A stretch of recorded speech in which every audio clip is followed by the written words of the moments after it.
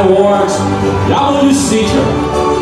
Our theme for tonight, the champions of change, honoring excellence, leadership, and service as we celebrate the excellence of our awardees. Tonight we are going to honor outstanding individuals. Of course, it is my honor to introduce our keynote speaker today, tonight. She is a brilliant young lawyer, inspired by her mother's dedication to justice and public service.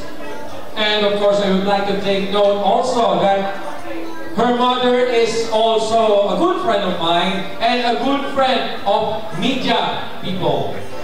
So let's please give her a round of applause for Attorney Kayla Beth Rueda Acosta. Ladies and gentlemen, she is the daughter of our Public Attorney's Office Chief, Persida Acosta. Ladies and gentlemen, let's all welcome Attorney Kayla Rueda Acosta on stage. Good evening, Attorney.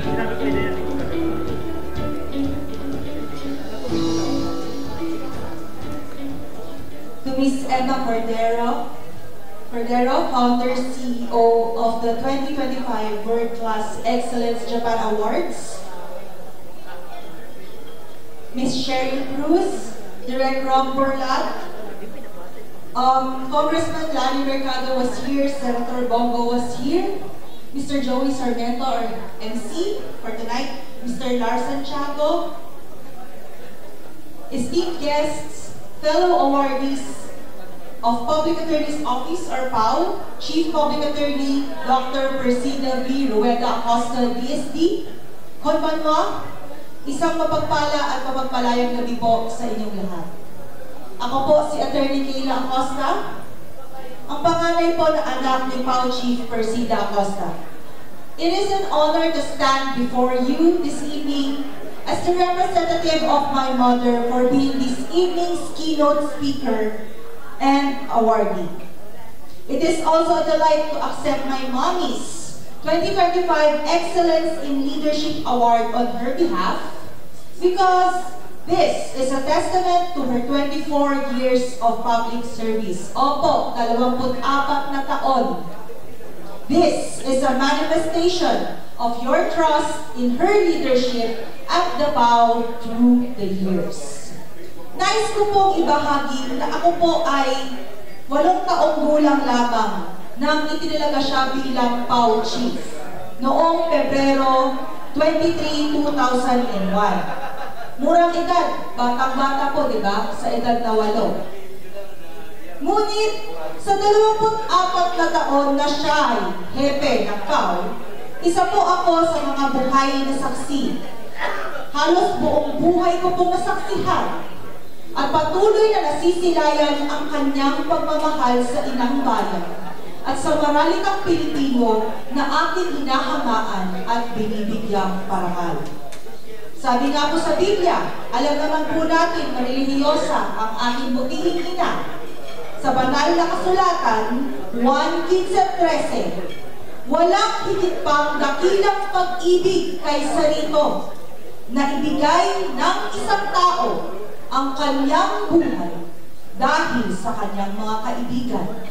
Kaugnay naman po kay Chief Persida Acosta, siya ay nag-alay ng kanyang buhay para sa bayan, para sa mga nangangailangan ng libre serbisyo legal. At masasabi ko po na ito ay tunay at dakilang pag-ibig.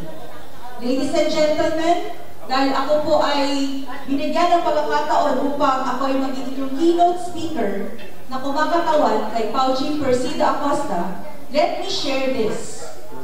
There is great freedom in accomplishing and achieving something meaningful, something significant or vital to the well-being of our society. Bakit po? Because it is in rising to the challenge that we tap into the strength rooted in our God-given capacities. In doing so, we make a lasting impact on our nation and we culture solidarity among communities, united together by a shared purpose and inspired by the excellence of our love and good works. So that is my encouragement to you ngayong gabi, mga kababayan, mga minamahal kong magagandang, gwapong, binibini na nagniingning sa gabi ito. To arise and to continue meeting every challenge, taking grasp of every dream. Because you never know how someone's life can change because of your courage. And that life may be just yours. I remember po looking to the sky and praying days before taking the 2023 bar examinations. I gave preparations my everything. All I could do was trust and pray. Lord, please, guide me and lead me to the path where you want me to be. Bless me with the greatest gift ever. Dahil ipapahagi ko po, hindi ko po talaga gusto maging abogado eh. Kumbaga, nagkasabihan na budol lang po ako ng aking mga magulang dahil pareho po silang mga abogado. Well, eto na po ako ngayon, handang maglingkod para rin sa ating mga maralitang Pilipino. As I prayed, I recalled my mother and father's excellence and love for the legal field that inspired me to rise and meet the challenge. It is because their impact on my life, and that behold, I am now a lawyer just like them, continuing service to the Filipino public. The Lord has granted me the best gift ever.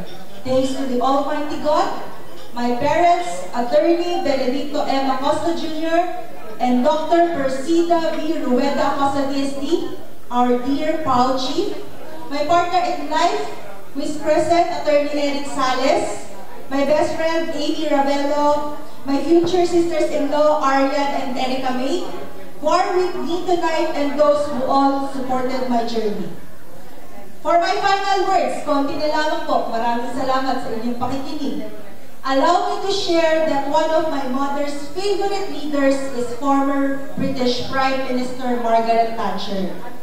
PM Thatcher, in fact, quoted St. Francis of Assisi in her 1979 election victory speech. When there is discord, we may bring harmony. Where there is error, may we bring truth. When there is doubt, may we bring faith. When there is despair, may we bring hope. May we all be united in excellence for the love and freedom of our motherland. Domo arigato gozaimasu. Thank you very much, 2025 World Class Excellence Japan Awards, for this recognition. Maraming salamat po sa inyong patuloy na pagtitiwala at suporta sa Public Attorney's Office at kay PAO Chief Persida Acosta.